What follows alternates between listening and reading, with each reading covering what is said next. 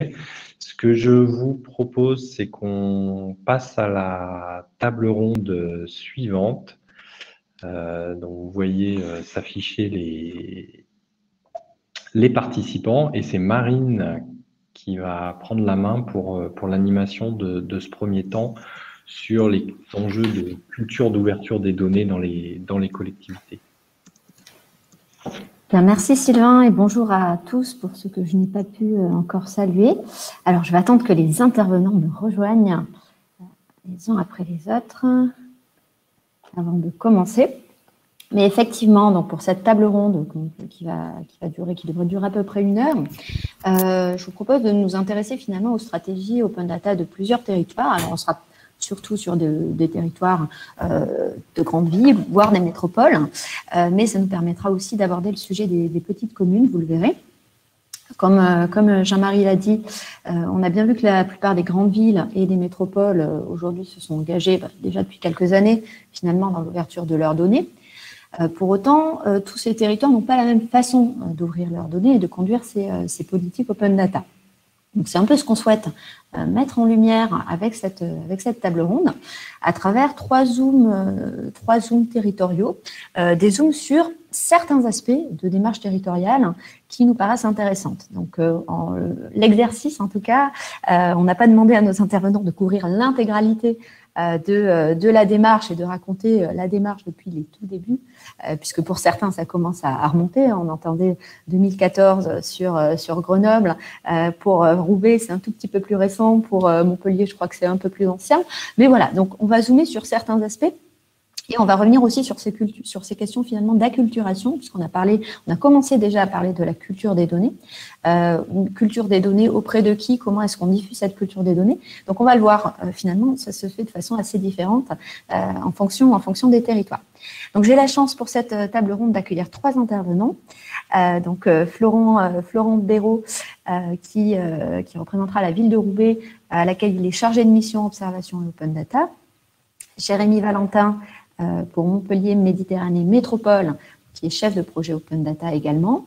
Et nous retrouverons donc Amel Zenati, qui est de la ville de Grenoble, qui est conseillère municipale déléguée à la transition numérique et à la stratégie de la donnée.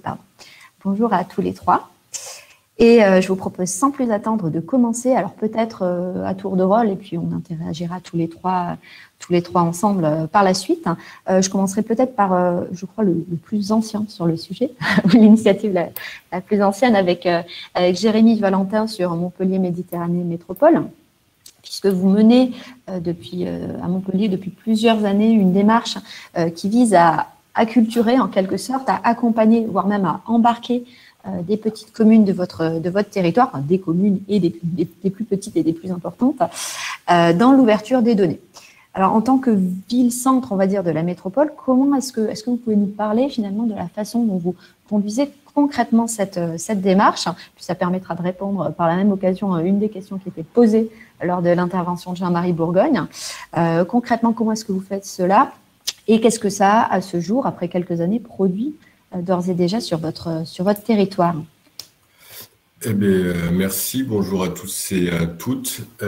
Du coup, oui, donc on a commencé à faire de l'open data assez tôt, en 2011, et à partir de 2014-2015, donc on est avant la loi pour une république numérique, on s'est dit il faut qu'on essaye d'avoir un traitement homogène et de ne pas créer de distorsion entre la ville-centre et les autres communes du territoire, de ne pas créer de nouvelles fractures numériques liées à la donnée, à l'accès aux données, donc essayer de travailler avec les petites communes. Très rapidement, on s'est rendu compte que c'était le jour et la nuit entre la ville-centre et les autres communes. Alors, pour information, notre territoire, il y a donc 31 communes, donc 30 communes. Sur ces 30 communes, ça va de 800 habitants pour la plus petite à 20 000 pour la plus grande. Et dans le cadre de la loi, sur les 30, il y en a 20 qui ont plus de 3 500 habitants, donc qui seraient potentiellement, enfin, qui sont concernés par la loi. Et donc, on s'est dit comment travailler avec elles, puisqu'on s'est très vite rendu compte que, 1, ça ne leur parlait pas particulièrement, 2, ils n'avaient absolument aucune ressource à mettre là-dessus, Et donc, du coup, on a dit, bon, on va essayer de leur remettre le pied à l'étrier et de leur montrer que c'est pas si compliqué pour diffuser de la donnée. Alors, après, au-delà de l'aspect technique d'avoir un portail mutualisé où chaque commune peut avoir sa page et ses données propres, donc l'idée était clairement de générer le plus de données possible à leur insu pour leur montrer que en faisant rien, elles avaient déjà entre 10 et 20 jeux de données qui se généraient. Alors, il y en a certains, c'était facile à générer, puisque c'était des données qui sont de la compétence de la métropole. Donc, on génère les permis de construire, le cadastre, les résultats des élections, depuis maintenant tout ce qui est commande publique, PES marché. Donc, ça, on génère automatiquement avec des tâches planifiées, les données à l'échelle de la commune. Mais c'était pas des choses qui leur parlaient particulièrement. Donc, on a dit, bon, bah, aller sur des choses un peu plus basiques, entre guillemets, sur les données géographiques. Donc, on s'est rendu compte qu'il y avait une forte hétérogénéité de qualité de données entre la ville-centre et certaines thématiques de données qui étaient bien couvertes. Mais en fait, par exemple, sur les écoles étaient très bien renseignées sur la ville-centre, mais pas particulièrement bien renseignées sur les autres communes. Donc, on s'est dit, on va essayer de travailler sur ce sujet-là. Alors, nous, on avait un historique assez fort de collaboration avec OpenStreetMap sur le territoire dès le lancement de l'Open Data en 2011-2012. Et on s'est dit, au lieu de créer une nouvelle base de données, on va directement la créer on va directement créer des données géographiques dans OpenStreetMap qui concernent les communes. Et à partir de ces données, on va créer des tâches planifiées qui, tous les dimanches, exportent ces données et génèrent pour chaque commune l'emplacement des écoles de telle commune, les parcs et jardins de telle commune, les bâtiments publics de telle commune. Donc, et l'idée derrière, c'était en espérant créer des vocations dans chacune des communes pour qu'on ait des nouveaux contributeurs OSM et que cette base de données vive d'elle-même petit à petit, qu'on ait en quelque sorte plus trop à en s'en occuper. Bon, ça c'était sur le papier, dans la réalité, au début c'était assez compliqué, donc on a fait une grosse mise de départ où on a fait le tour des communes, on les a rencontrés en leur disant nous on a déjà ça comme données. Ensuite, on a récupéré les plans villes. Il faut savoir que chaque commune a son plan ville plus ou moins dégueulasse, plus ou moins bien fait, avec énormément de publicité autour pour payer le tout. Mais au moins, c'est déjà de l'information. Donc, nous, on a récupéré tout ça, on a vérifié 2-3 trucs sur le terrain, et on a fait une grosse mise de départ en 2015-2016 de données, et après, on a créé des scripts qui donc exportent les données et les saucissonnent thématiquement et par commune. Et ensuite, on est retourné voir les communes, on disait, regardez, sans rien faire, vous avez, donc, comme j'ai dit, une dizaine, quinzaine de jeux de données géographiques et 4-5 jeux de données qui sont générés par la métropole. Et après, on leur a demandé des données uniques en disant, si vous faites un petit effort, si vous nous envoyez un lien vers vos délibérations, l'annuaire des associations, les subventions attribuées aux associations, les statistiques d'état civil et je ne sais plus quelle autre donnée, enfin, on leur a demandé 4-5 un peu uniques pour qu'ils nous les fournissent. Et donc, on va dire qu'on leur demande 5 jeux de données dont ils sont propriétaires et qui maîtrisent la création. Sur 30 communes, ça fait 150 jeux de données. Tous les ans, on arrive à, sur les 150, en gros, il y a une centaine. On arrive à en récupérer une centaine qui sont plus ou moins à jour. Donc, ça marche, ça a plutôt bien marché. Mais là où, en fait, ça a pour nous super bien marché, c'est sur l'acculturation à OpenStreetMap. Il y a certaines communes où ils s'en sont vraiment emparés. Donc, il y en a certaines qui ont été formées, mais il y en a d'autres qui s'en sont emparées toutes seules. Et donc, on a des élus qui ont commencé à contribuer eux-mêmes dans OpenStreetMap pour que la carte soit à jour. Donc ça a été aussi super positif en termes d'acculturation en interne. On a montré que les données OpenStreetMap étaient tout à fait crédibles et tout à fait pertinentes. Et du coup, maintenant, on a ce qu'on appelle, nous, des comptes officiels. C'est-à-dire qu'on a des agents qui contribuent directement dans OpenStreetMap. Alors, ça, c'est pas possible avec toutes les thématiques, mais en gros, au lieu de contribuer sur leur SIG local, ben, ils alimentent directement OSM et nous, on requête dessus. C'est le cas, par exemple, pour tout ce qui est aménagement cyclable. Tout se fait directement dans OSM. C'est le référentiel voirie. Tout le référentiel voirie est issu d'OSM. Et nous, derrière, on a fait des nouveaux développements où on a créé un outil de validation, c'est-à-dire où on peut monitorer l'action des contributeurs dans OSM. Tous les jours, on fait des diffs et comme ça, on peut vérifier les modifications qui ont été faites et les accepter dans les bases métiers ou pas, parce qu'il y avait quand même une crainte sur oh là là, mon Dieu, il va y avoir du vandalisme, quelqu'un va nous effacer tous les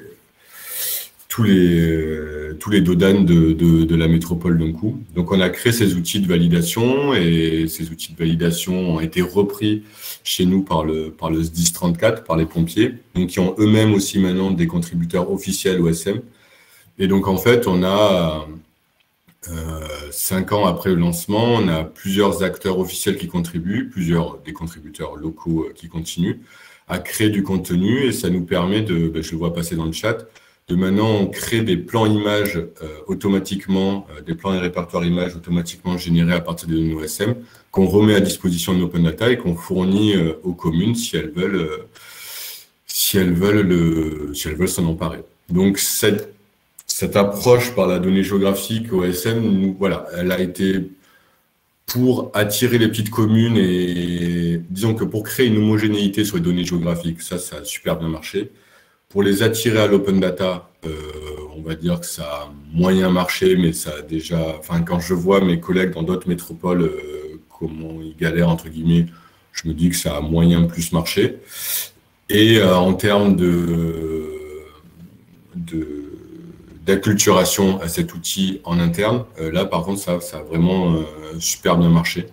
Donc voilà, ça a été une de nos stratégies pour essayer de faire comprendre l'importance d'une donnée ouverte et l'importance d'une donnée de qualité. Et puis, Jean-Marie l'a signifié ce matin. Ce qui est bien, c'est que quand vous contribuez à OSM, vous contribuez déjà à un standard. Donc, la façon dont je vais décrire une école à Montpellier, c'est la même dans le petit village, c'est la même à Paris, c'est la même à San Francisco. Et c'est des données qui sont de plus en plus utilisées, donc c'est plutôt intéressant. Voilà rapidement ce que je peux dire sur le sujet. Très bien. Merci beaucoup, Jérémy. Alors, je vois qu'il y a eu une ou deux questions dont je vais me faire la porte-voix. Il y en a une qui porte sur les freins, notamment les freins métiers, je crois, si je ne me trompe pas. Dans quelle mesure le fait de déporter une partie du SIG, en quelque sorte, donc qui est vraiment un outil métier, utilisé en interne par la métropole ou les communes, dans OSM, dans quelle mesure ça n'a pas rencontré trop de freins? Comment est-ce que vous avez fait pour surmonter ces freins, justement? Alors, il y a eu des freins, ça s'est pas fait en 2 réunions. Au début, ça a été comparer déjà la qualité d'OSM. Donc, on comparait régulièrement Maps, Apple, IGN et OSM et nos propres bases métiers. Et à chaque fois, c'est la base la plus à jour et la plus réactive. Donc, ça a été la première chose.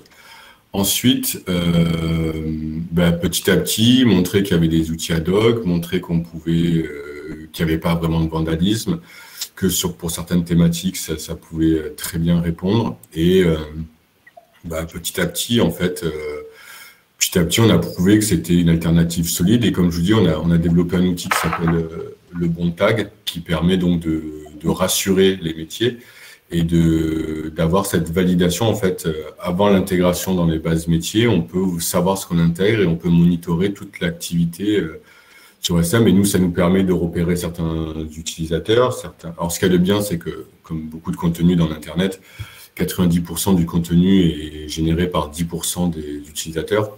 Donc, du coup, si vous prenez le top 10 des utilisateurs, des contributeurs sur la métropole de Montpellier, je pense que les 3 premiers, c'est des agents de la métropole, suivis de 2 ou 3 agents du SDIS. Donc, sur 10, il y en a 6 déjà. C'est des gens à nous, entre guillemets.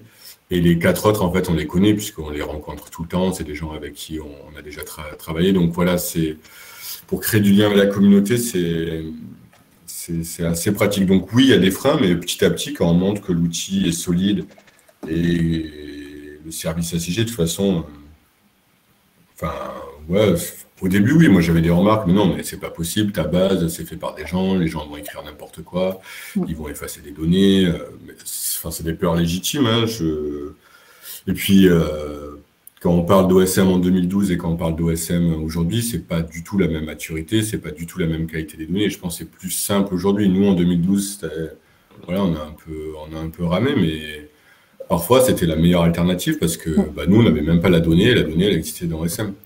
Rien que sur les commerces, je sais que Open Data France essaie d'y travailler un peu dessus, enfin, pas directement, mais avoir une base de données de commerce, c'est quasiment impossible. Et donc, la meilleure base de départ, ça peut être OSM.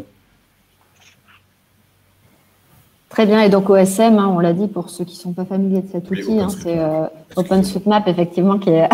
Non, je pense que beaucoup de monde ici commence à être familier de l'acronyme et de cet outil. Donc, c'est une base de données géographique contributive, effectivement, donc à laquelle on peut avoir des comptes contributeurs, mais n'importe qui peut contribuer également. Il y a une question un peu plus technique de Frédéric Petit, Jérémy, Oui. qui concerne alors comment organises-tu ou comment gères-tu l'adaptation de la modélisation OSM collectivité au regard d'autres chantiers qui peuvent être en cours, des chantiers de normalisation du type schéma.data.gouv, avec des questions de modèles qui ne sont pas toujours compatibles. Est-ce qu'il y a un passage à un moment via une base métier interne ou comment est-ce que ça se passe? Alors,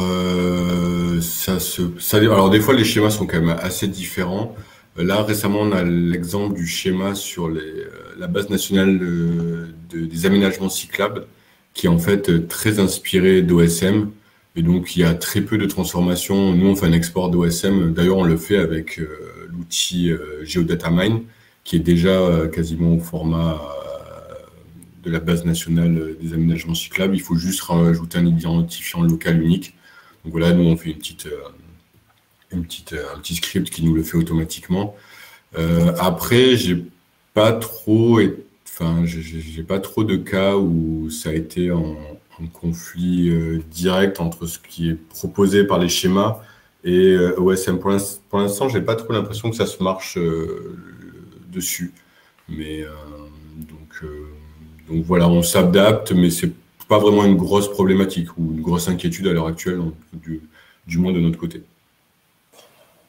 D'accord, très bien, merci beaucoup. Alors, on a vu effectivement qu'on est dans une forme là d'acculturation en quelque sorte par la pratique finalement dans cet exemple, d'acculturation à la donnée globalement, pas forcément à l'open data, c'est pas ce qui semble avoir forcément plus marché, mais à la donnée globalement et à la donnée contributive avec OpenStreetMap, ce qui est déjà un très beau résultat.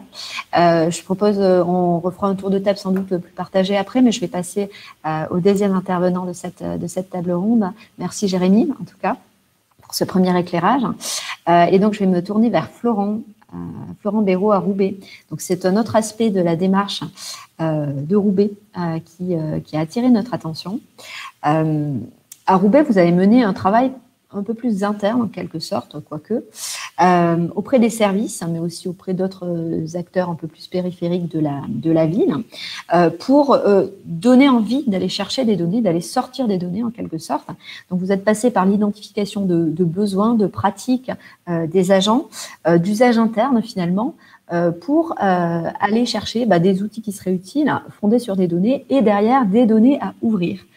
En quelque sorte. Donc, est-ce que vous pouvez nous dire deux mots de cette démarche finalement, en quoi est-ce qu'elle a consisté, comment vous y êtes pris, et je crois que aussi vous avez quelques exemples à nous montrer, donc ça sera parfait pour éclairer un petit peu tout ça. Bonjour à tous, merci. Donc oui, la ville de Roubaix a une démarche open data en fait d'ouverture des données depuis 2016. Donc on n'a pas eu beaucoup de mal de fait à ouvrir nos données. On a eu des volontaires en interne, on s'est beaucoup appuyé sur nos données géographiques via SIG et on a priorisé en fonction des données obligatoires définies par le socle de données. Mais ce qui nous a vraiment importé, c'est plus que de l'ouverture, c'est vraiment que ces données-là soient utilisées, alors par le public, mais aussi par nos agents, par nos partenaires locaux et, voilà, et vraiment en interne à la collectivité. Donc, on a vu la stratégie Open Data comme une brique d'une stratégie data au service du pilotage de la collectivité ou du territoire.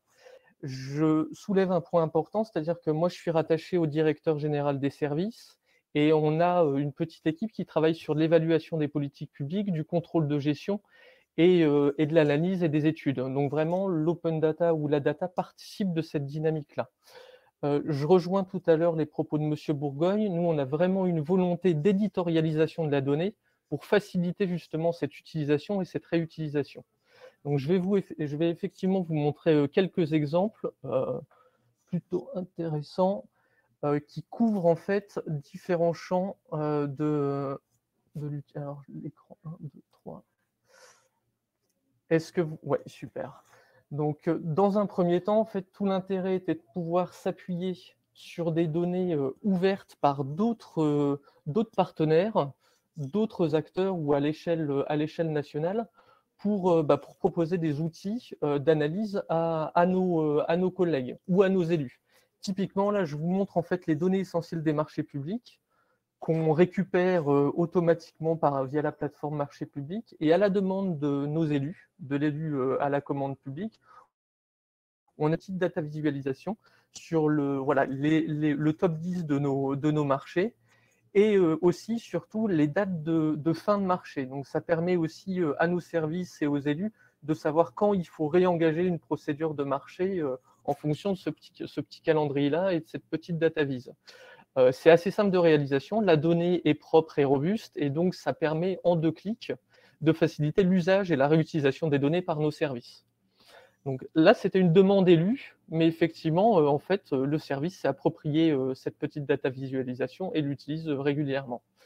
À la demande d'autres agents, on a travaillé sur les commerces. Alors nous, on a la chance d'avoir un outil SIG qui nous permet de faire du recensement de terrain. Et donc, on a une base commerce qui est mise à jour tous les jours, quasiment par notre service sur le terrain. Donc, on a un petit outil de saisie mobile qui nous permet de renseigner les caractéristiques du commerce et surtout, en fait, sa vacance. Donc, vous avez effectivement à gauche la typologie de commerce. Donc, s'il est disponible, ça veut dire que c'est un commerce vacant. Si dessus, la carte se met à jour. L'intérêt, c'est qu'on passe d'une donnée métier qui est effectivement propre au métier, au service commerce, et on la rend publique, on la met à disposition via le portail Open Data aux élus, aux prospects potentiels et à différents services qui voudraient avoir une information. On s'assure aussi par ce biais que tout le monde a la même info, et c'est vraiment aussi tout le bénéfice du portail Open Data de la ville et de cette démarche-là. Voilà, donc c'est aussi une forme pour nous d'harmonisation et de valorisation de l'activité du service, mais au moins on est sûr d'avoir tous la même information de la même manière et à la même temporalité. À la demande aussi, et là c'est sur un autre volet, par exemple de nos centres sociaux. Donc on a 11 centres sociaux à Roubaix. Tous les 2 ans, ils ont un rapport à rendre pour les demandes de financement CAF, et donc ils sont à la recherche de données statistiques, démographiques, mises à disposition par l'INSEE. Je vous parlais de l'importance en fait du positionnement de la démarche Open Data. Tout ce travail de traitement statistique des données INSEE, c'est en fait le 2e volet de mes missions. Donc j'en ai profité pour mettre à disposition des centres sociaux un outil à façon. Donc les données INSEE sont traitées en fait périmètre et voilà, et tout est mis à jour. Donc vous avez des statistiques à façon, tout est traité par thématique en fonction des données de l'INSEE et ça leur permet en 2 clics de remplir le rapport demandé à la CAF. Moi, ça me facilite le travail tous les ans parce que la data vise est réalisée et donc j'ai beaucoup moins de travail. Donc je rationalise aussi mon activité d'un côté et je m'assure que tous les centres sociaux ont accès à la même information et en même temps. Donc là, on a répondu à un réel besoin de la part de nos partenaires. Voilà, donc je rejoins aussi les propos de M. Bourgogne. Je pense qu'aujourd'hui, il ne faut plus ouvrir toutes les données qu'on peut, mais c'est ouvrir la bonne donnée à la bonne personne. Et là, c'était un très bon exemple. Alors, sachez toujours derrière on est sur de l'open data, donc vous avez toujours la possibilité de télécharger le jeu de données brut et de pouvoir faire des statistiques comme vous le voulez ou des croisements comme vous le voulez. Là, c'est à la demande de la mission locale et de la préfecture du Nord. À l'échelle de la ville, on a une obligation en fait de formation. C'est un dispositif assez récent. les jeunes en décrochage scolaire qui sont plus scolarisés entre 16 et 18 ans, la collectivité et la mission locale doivent leur offrir en fait des possibilités de formation. Donc la mission locale n'avait pas de vision exhaustive de tous les partenaires à l'échelle de la métropole. Donc là, on a vraiment, on est sorti de notre périmètre communal et on a proposé aussi un outil à destination donc, des jeunes de la mission locale, mais qui couvrait l'ensemble du territoire métropolitain. Et ça permet en fait à la mission locale, en 2-3 clics, de pouvoir trouver toutes les structures qui proposent du service civique, d'avoir l'accès au site web, l'accès à la plaquette, le numéro de téléphone, et d'orienter le jeune de manière très facile et très rapide. Donc, il y a tout ce travail d'éditorialisation. Derrière, c'est toujours un Excel. La base est mise à jour quotidiennement, voire toutes les semaines via notre outil SIG. Mais voilà, ça permet d'avoir un outil concret et facile d'utilisation pour des partenaires locaux qui ne sont pas familiers avec des tableurs Excel. Donc là, on est vraiment, je vous ai présenté le volet public du portail, toujours en réponse à un besoin. Et on a aussi, en fait, en quelque sorte, détourné l'utilisation du portail Open Data pour en faire en fait un outil métier au service du suivi d'activité et du pilotage de l'activité. On a travaillé sur 2 thématiques bien spécifiques qui sont les marchés publics. Donc là, en fait, il y a le service marché et nos directeurs généraux qui ont accès à ce tableau de bord. Ce tableau de bord n'est pas ouvert au public. Mais à partir de tout ce qui est saisi par notre service de la commande publique, on arrive à faire des tableaux de bord assez intéressants d'activité du service et qui permet vraiment d'avoir un outil de diagnostic et d'évaluation de l'activité. Ce tableau de bord, on l'a conçu ensemble, donc on a défini les indicateurs ensemble, et c'est vraiment une expression de besoin de la part du service et de la part des directeurs généraux, du DGS et de certains élus.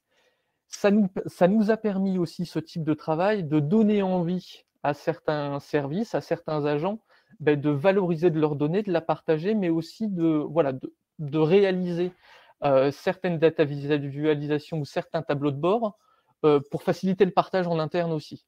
Typiquement, cette base de données-là, elle nous permet de faire des analyses assez intéressantes.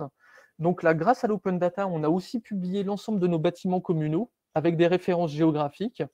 Et ce référentiel de bâtiments communaux permet en fait ensuite de le croiser avec la base de la commande publique et d'avoir la somme et le total de dépenses par bâtiment communal. Et donc ça, c'est vraiment intéressant de savoir où on a fait des dépenses par an, quelle direction on l'a fait. Et voilà, donc cet aspect commande publique est une des grosses réussites. Et à partir de septembre, on envisage, en discussion avec nos cellules, d'ouvrir une partie de la base interne au public pour qu'il y ait aussi un maximum de transparence là-dessus. Et la démarche la plus intégrée, c'est ce tableau de bord-là. Donc, on a un dispositif de financement qui s'appelle le projet d'initiative citoyenne. Donc, la ville de Roubaix est couverte à 70% par les quartiers politiques de la ville. Et dans le cadre du contrat de ville, en fait, la région, l'État et la ville cofinancent des projets proposés par le citoyen. Tous les ans, la ville et l'association gestionnaire ont des bilans d'activité à rendre. On a une base de données qui est à jour et qui est robuste. Et pour faciliter le travail de l'association gestionnaire, on a réalisé ce tableau de bord. Ce tableau de bord est en interne et il est ouvert à la préfecture et à la région. Donc c'est aussi une réussite parce qu'on a réussi à ouvrir une partie de nos tableaux de bord à des partenaires extérieurs qui, en 2 clics, peuvent avoir accès à l'information dont ils ont besoin. Et donc les bilans sont d'autant plus facilités. Là où je vous parlais de démarche très intégrée, c'est-à-dire que la même base de données nous permet d'ouvrir une partie de ces données. C'est-à-dire que là, on a un jeu de données qui nous sert à l'interne, mais qui va nous servir aussi à rendre compte au public de ce que la ville a financé ou de ce que l'État a financé. Donc voilà, ces 2 démarches-là, marché public et projet d'initiative citoyenne, nous ont aussi permis d'emmener d'autres services. Donc là, par exemple, on travaille à un tableau de bord en interne des données de notre délégataire de service public de stationnement en voirie. Donc en fait, le stationnement en voirie est délégué à une société. La ville est propriétaire de la donnée. Et donc, on a un suivi obligatoire de la délégation de service public. Et donc, on a réalisé à partir de ces données-là un tableau de bord qui nous permet de suivre en temps réel, parce que la donnée est mise à jour tous les jours, ce qui se fait et ce que fait le délégataire de service public. Donc voilà, il y a En fait, ce travail d'éditorialisation, vraiment cette volonté de faire parler de la donnée, de faciliter l'accès, voilà, nous fait passer un cap, un pilier en termes de réutilisation de nos données brutes. Et je finirai aussi sur ces 2 tableaux de bord. En fait, le service est totalement autonome, c'est-à-dire que c'est lui qui met à jour la donnée brute. Je n'interviens quasiment plus, en fait. Donc, c'est aussi tout l'intérêt de ce travail commun d'acculturation, de formation. Et sur ces 2 tableaux de bord, voilà, le service est totalement autonome, publie, modifie et fait ce qu'il faut, en fait, pour que la donnée vit et que le tableau de bord soit à jour. Donc, voilà, ce sont des réussites de cet ordre-là qui nous permettent d'emmener d'autres services. Donc là, en interne, on travaille aussi au bilan social, donc à partir de nos données RH, et de faire un tableau de bord qui permette en 2 clics d'avoir nos statistiques à l'échelle de la commune cette fois-ci. Je vais arrêter le partage et voilà, et je vais reprendre la main. N'hésitez pas. J'ai plein d'autres exemples, donc je peux aussi, non, mais je peux vraiment partager d'autres thématiques si besoin. Bien, merci beaucoup, Florent, pour cette intervention. Alors, il y a quelques questions et c'est extrêmement intéressant. Moi, j'avais une question peut-être avant de relayer celle de la salle. Comment vous êtes allé chercher, enfin, comment est-ce que vous allez chercher les besoins? Est-ce que c'est les besoins qui… comment ça se passe concrètement en interne entre les services? Est-ce que vous avez été identifié dès le départ? Vous avez eu un mandat pour aller voir les uns et les autres et essayer d'identifier ces besoins? Ou comment est-ce que ça s'est passé concrètement? Alors, au tout début, donc oui, entre 2016 et 2017, on a essayé d'asseoir la démarche, donc avec un cadrage des instances, une gouvernance qui puisse, moi, me permettre d'aller vers les services, récolter dans un premier temps les données obligatoires. Avec ces données obligatoires, état civil, marché public, on a fait de la data visualisation. Et en fait, le besoin est venu ensuite de la part des services. Ils ont vu ce qu'on pouvait proposer et donc c'est eux qui ont été demandeurs. Alors, je continue des fois à aller les voir parce qu'il y a des jeux de données qui me paraissent intéressantes et je vais les voir. Mais sur le PIC ou sur les marchés publics, c'est vraiment eux qui sont venus et qui ont été en demande. Mais parce que je pense que de leur côté, il y avait aussi un manque d'outils de visualisation, de tableaux de bord. Et donc, ils ont bien vu, ils ont bien saisi l'opportunité et les fonctionnalités du portail en interne pour venir me voir. Le besoin, par exemple, pour les centres sociaux, le besoin était déjà là avant. C'est moi qui me suis dit, ça me prend un temps fou tous les ans de leur fournir cette donnée-là. Donc, je me suis aussi facilité le travail et tous les ans, ils me remercient parce que là, en 2 clics, c'est eux qui remplissent leur rapport à la CAF tout seul. Donc là, c'était du gagnant-gagnant de ce point de vue-là. La mission locale, c'est eux qui ont exprimé le besoin parce qu'ils étaient totalement démunis en termes de recensement et d'avoir une cartographie exhaustive des acteurs et des partenaires en termes d'offres de formation. Donc, il y a un aller-retour et je ne pourrais pas vous dire… Enfin voilà, dans un premier temps, c'est moi qui suis allé vers les services et c'est moi qui étais en demande. Et là, c'est un peu l'inverse et je suis amené même à temporiser, en fait. Voilà. Je vous entends plus. Pardon, j'ai coupé mon micro pour ne pas parasiter. Il y a une question de Léonard Gué qui demande ce que vous entendez précisément par éditorialisation des données, mais il me semble que c'est ce qu'il y a derrière ces tableaux de bord, cette visualisation des données. C'est ça, c'est vraiment mettre en forme la donnée. En fait, c'est déjà proposer une réutilisation des données qui permettent de faciliter l'utilisation par quelqu'un d'autre.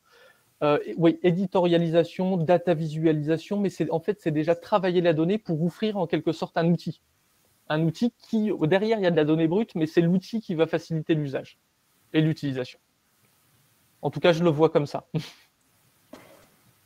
Et une question de mon collègue co-animateur Sylvain Bouchard qui demandait le fait de travailler sur les tableaux de bord, est-ce que ça a vraiment facilité le passage à l'ouverture des données concernées? D'après ce que vous dites quand même, est-ce que vous racontez oui? C'est l'inverse. Oui, c'est l'inverse qui s'est fait en fait, effectivement. C'est l'ouverture qui a permis de construire des tableaux de bord, mais qui derrière, dans un cercle vertueux, peut résulter également sur l'ouverture de nouvelles données.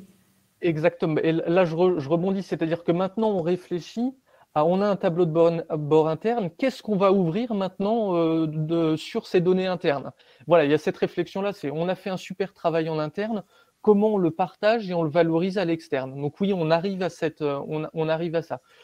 L'exemple du PIC a très bien fonctionné. Là, je pense que pour les marchés publics, c'est une réelle question à se poser en septembre parce qu'il y a certaines données qui sont vraiment à visée interne. Mais voilà, en termes de transparence, il y a un levier là-dessus. Donc effectivement, c'est ce que vous racontiez tout à l'heure quand vous parliez de culture de la donnée, culture de l'open data et culture de la donnée plus globalement, les deux s'alimentant, c'est bien normal. Une question plus précise alors concernant un exemple que vous avez montré, celui qui croise justement les dépenses publiques par bâtiment communal. Une question de Yannick Vigignol, mais je vois qu'il a été plébiscité. Que concerne-t-elle finalement ces dépenses? Alors, c'est sur cet exemple précis, travaux ou énergie, entretien, enfin, des dépenses courantes. Alors, elle concerne vraiment les travaux. Si vous regardez à gauche, donc on a en fait marché de travaux, de services et de fournitures.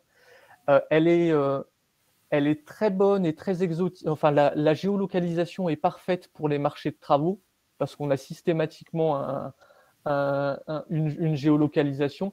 Elle est un peu moins précise quand on fait de l'achat de fournitures ou de services parce qu'on va l'associer à un bâtiment, mais des fois, les fournitures partent sur différents bâtiments. Mais donc, on est sur du travaux, on n'est pas sur de la dépense de fluide ou de la consommation énergétique. On est vraiment sur du marché et voilà, marché de travaux, de fournitures par direction. C'était dans ce sens-là. J'espère que j'ai répondu à vos questions. C'est déjà pas mal. Une question que je partageais également, mais qui est posée par un participant sur la conception des outils, les outils que vous avez peut-être utilisés, enfin si j'interprète bien cette question-là, sur quoi vous vous êtes appuyé comme outil et comment des acteurs, notamment des acteurs privés, ont été impliqués dans la conception de ces outils? Alors, on a tout fait en interne. Enfin, je ne fais pas de pub, hein, mais donc nous, on passe par le prestataire Open Data Soft. Le portail, c'est le prestataire Open Data Soft. Et en fait, les petits onglets d'analyse à côté des jeux de données, c'est assez simple d'utilisation parce qu'ils mettent à disposition un widget, enfin un onglet analyse. Donc, le service peut réaliser ses graphiques tout seul en 2 clics. En revanche, sur les tableaux de bord, là, c'est un peu plus technique et en fait, il y a du script à faire. Et donc, d'où l'intérêt de travailler ensemble les indicateurs, la maquette en amont. Et en fait, le script, on le prend en charge, nous, en mission d'appui stratégique, donc au sein du service. Et on a un apprenti systématiquement qui réalise ça. Mais là, c'est moins accessible au service et il y a un peu de technique derrière. Mais tout est internalisé. Et donc, voilà. Sincèrement, le tableau de bord marché public, de la conception de la maquette à sa finalisation, ça nous a pris 6 mois. Voilà, en toute transparence. Mais ça a été 6 mois c'est 6 mois de la maquette et de la réflexion autour des indicateurs à sa sortie finale. Et maintenant, on a un gain de temps énorme. Donc là, il n'y a pas de problème. Mais il y a ce volet technique-là à pas négliger, oui. Très bien. Bah, écoutez, merci beaucoup. Il y a peut-être des questions. Si vous avez encore des questions du côté de la salle, n'hésitez pas à continuer à les poser. Et les intervenants, que ce soit pour Jérémy ou Florent, les intervenants pourront y répondre dans le petit onglet questions directement, peut-être sur des questions précises. Ils seront sans doute plus pertinents pour vous répondre. Et donc, je vais passer la parole à notre troisième intervenante. Donc, à Grenoble, Amel Zenati, on souhaitait aborder finalement 2 aspects de la démarche grenobloise avec vous. D'une part, je crois que vous l'aviez dit en introduction, mais l'open data fait l'objet depuis le début, hein, en fait finalement ses débuts à Grenoble, d'un travail commun entre la ville de Grenoble, la métropole et le SMAG, donc le syndicat mixte de transport, anciennement SMTC. Est-ce que vous pouvez nous raconter finalement pourquoi cette mutualisation faisait dès le départ et fait toujours aujourd'hui sens sur le territoire, et finalement comment ces acteurs en sont venus à se parler sur ce sujet, comment est-ce qu'elle a pu se lancer cette démarche et se pérenniser jusqu'à aujourd'hui. Puis on en viendra au second sujet, je vais vous laisser me répondre tout d'abord. Alors, pour répondre à votre question, Marine, je suis pas sûre de pouvoir répondre vraiment parce que je n'ai pas l'historique donc de comment ça s'est fait cette mutualisation. Mais en tout cas, donc je pense que très rapidement il y a eu des premières rencontres pour l'ouverture des données qui étaient réalisées par des structures comme Cowork. Donc en 2013, et il y avait déjà des débats sur l'ouverture des données déjà avant le 2014, suite à la délibération de ma prédécesseur Laurence Compara.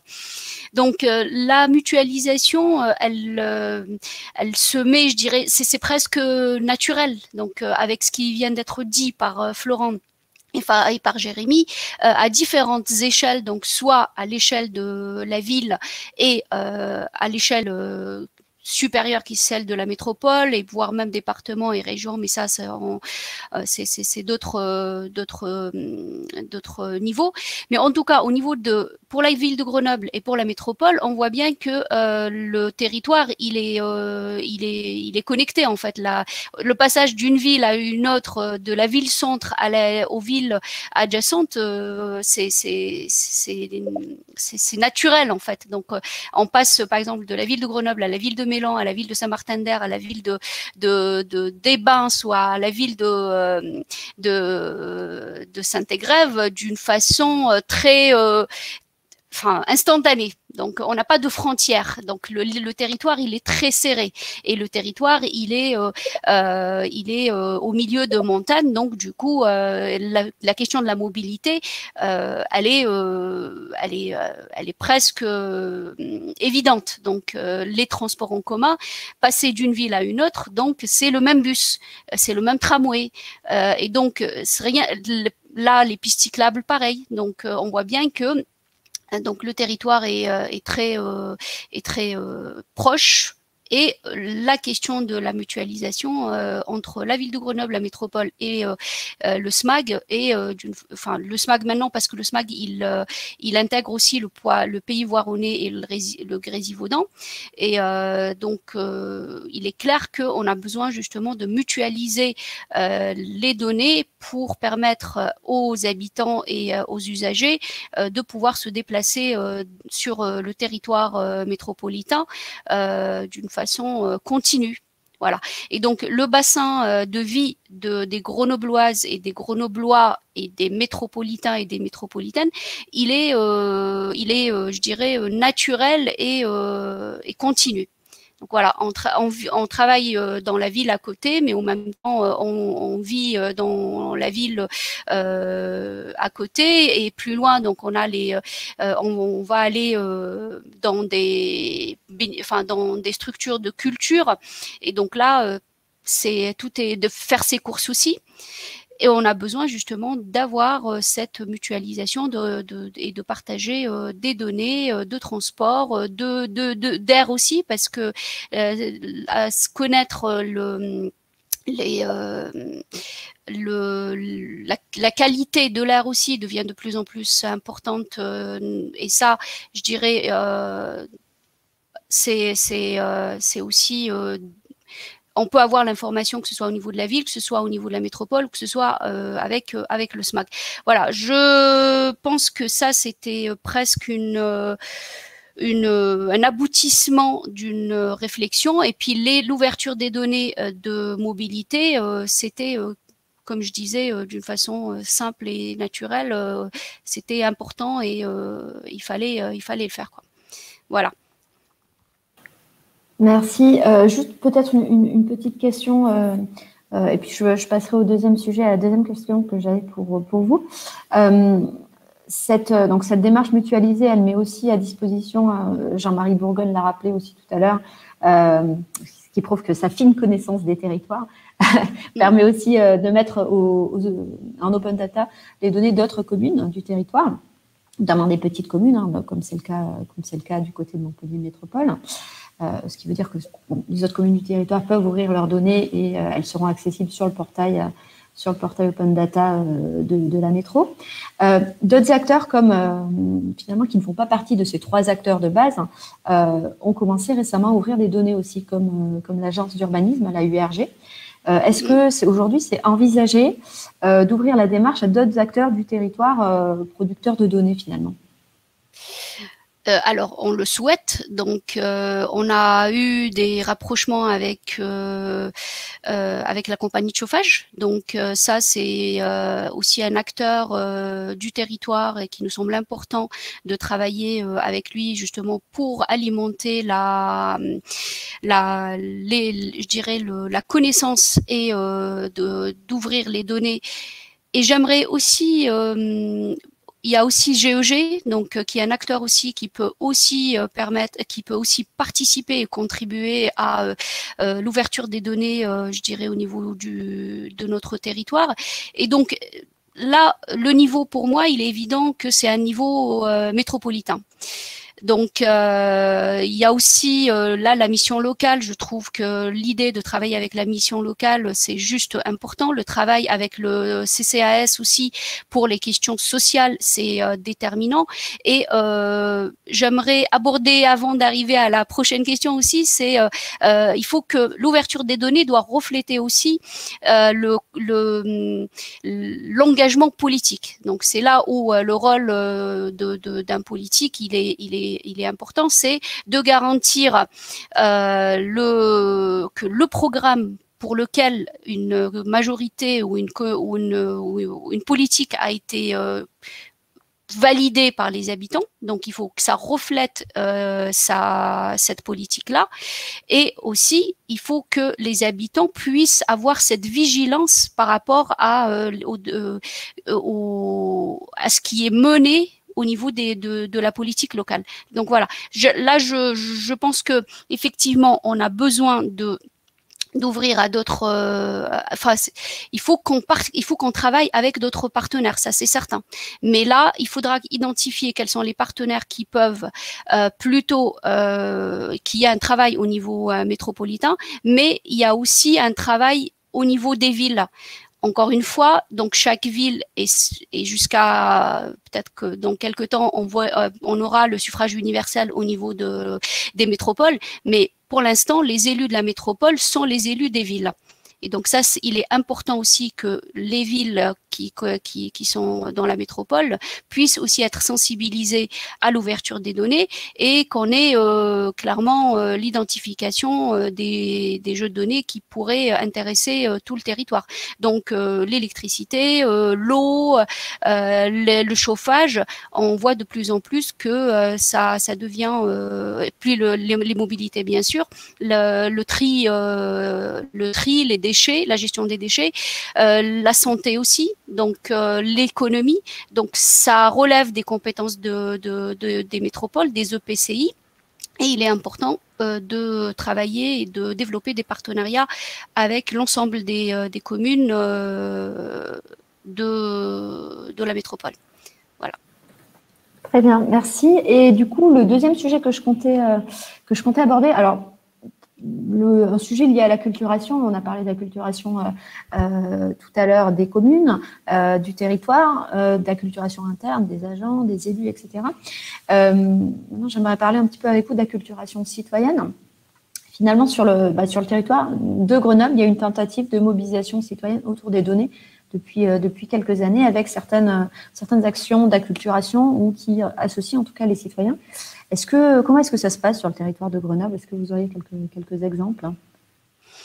Il y a d'abord les séminaires, donc depuis l'arrivée depuis ce deuxième mandat pour la ville de Grenoble, pour l'équipe d'Éric Piolle.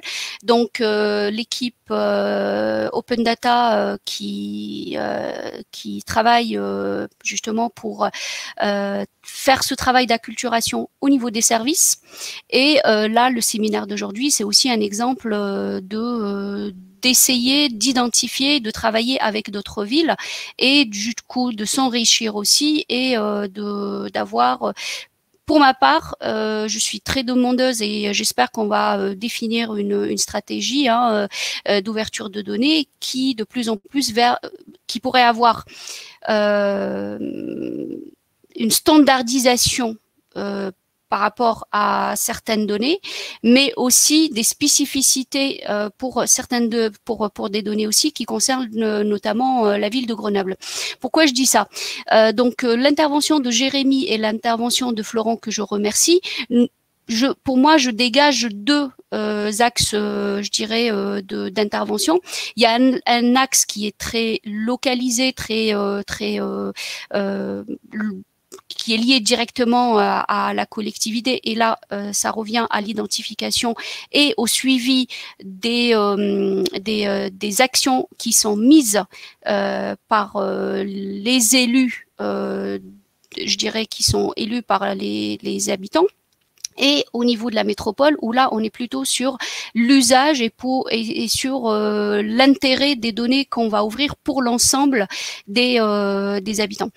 Donc, par rapport à la ville comme la ville de Grenoble, donc on a des citoyens qui, en fait, nous suivent et qui regardent de près comment l'argent public est utilisé. Donc très vite, donc ma prédécesseur Laurence Campara, elle a mis en place, enfin avec les équipes bien sûr, que je remercie, que je profite de ce séminaire-là pour les saluer et tout le travail qui a été fait. C'est on n'a pas fait une ouverture de données comme on est en train d'en discuter aujourd'hui, parce que depuis on a maturé ces questions-là. Et ce qu'on a fait très rapidement, c'est qu'il y avait un onglet sur le site de la ville où on mettait directement, on publiait les délibérations des conseils municipaux. Le conseil municipaux ont été très vite mis sur disponible en direct, et les marchés publics, les budgets, le budget primitif, le conseil plutôt le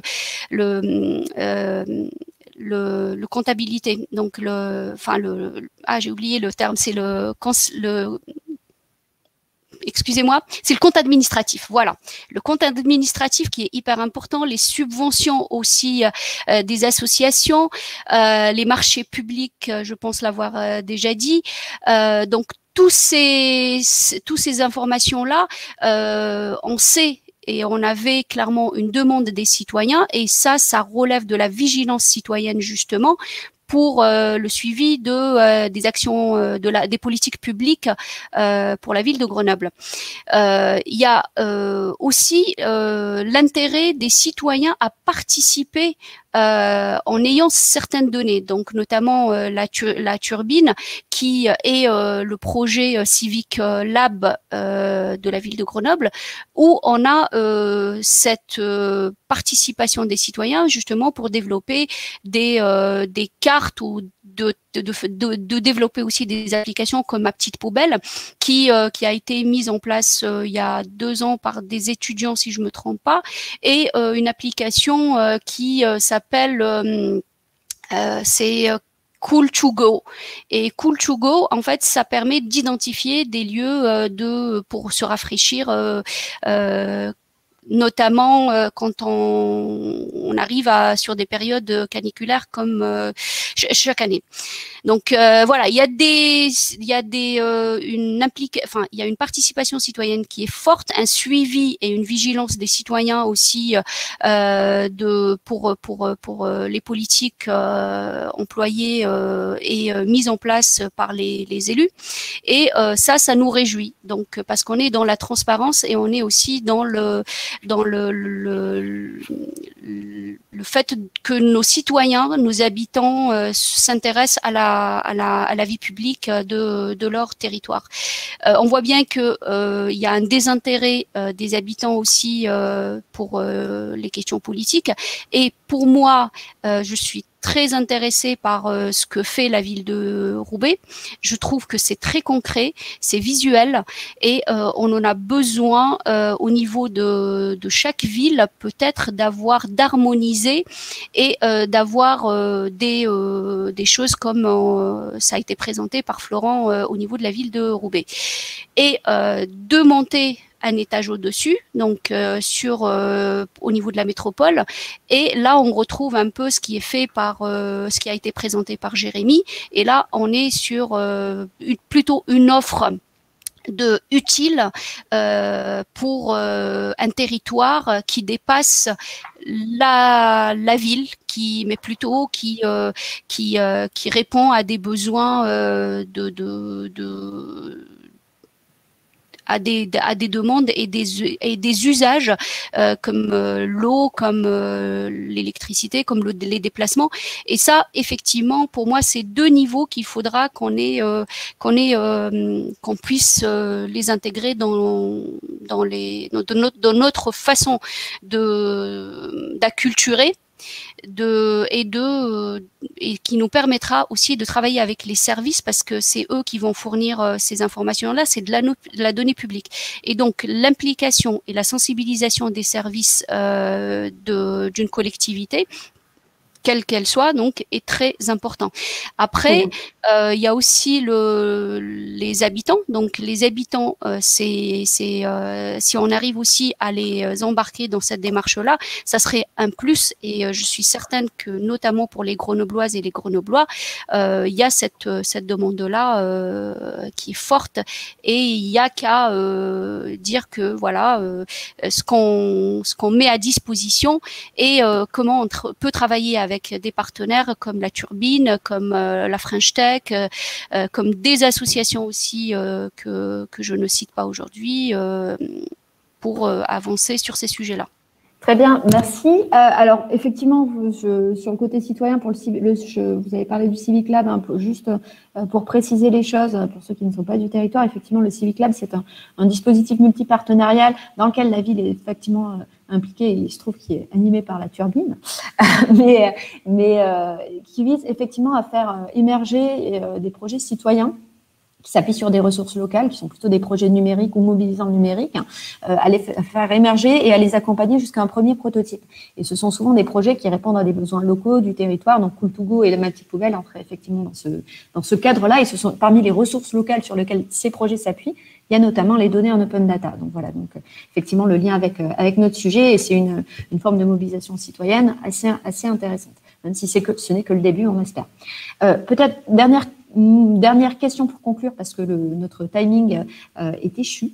Alors, Amel Zenati, vous avez déjà commencé à répondre à cette question, donc je me tournerai peut-être plutôt vers Jérémy et Florent pour le mot de la fin.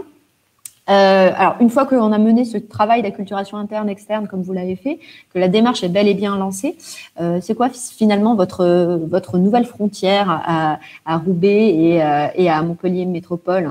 Est-ce que c'est aller au-delà de la donnée publique, s'intéresser à d'autres données, travailler avec d'autres acteurs, faire des zooms thématiques peut-être, ou tout simplement continuer encore et toujours l'acculturation? Je vous laisse le mot de la fin du coup à tous deux. Alors, moi, la prochaine étape pour la ville, c'est d'avoir une démarche intégrée avec notre métropole.